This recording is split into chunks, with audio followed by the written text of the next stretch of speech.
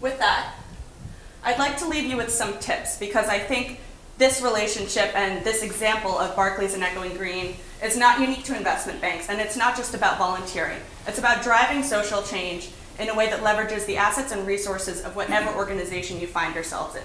So I'd like to leave you here today thinking about organizations that you may join in the future, not as just something that you work for, but as something that can work for you and the social impact that you're trying to drive.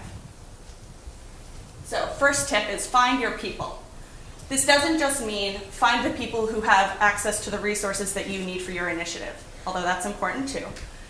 But just as important, perhaps even more important, is finding like-minded, passionate people who share your interests, share your social change drive, and also want to collaborate on the initiatives that you're interested in. Because social change work is hard, no matter where you do it, no matter how many resources you have.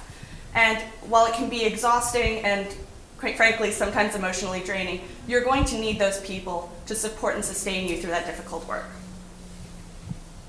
Number 2, understand the bottom line. At Barclays and at other large corporations, the bottom line is simply a measure of profitability. It's a measure of success. But you have to think about how your organization defines success. So if you're in government, maybe it's the number of votes that you're going to get. If you're at a nonprofit, maybe it's the number of beneficiaries you're reaching. It's also important to think about how the person that you're talking to on an individual basis within the organization defines success in their role and responsibility. And number 3, give resources to get resources. When Echoing Green evaluates its social entrepreneurs to decide who they want to invest in, they look for a quality that they call resource magnetism.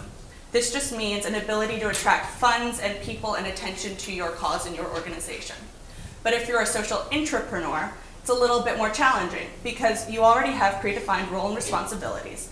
So you have to engage in a little bit of negotiation or horse trading in order to get what you want.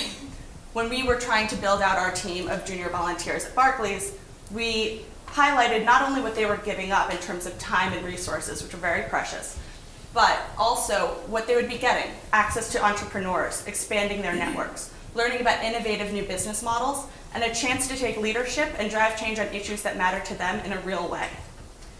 So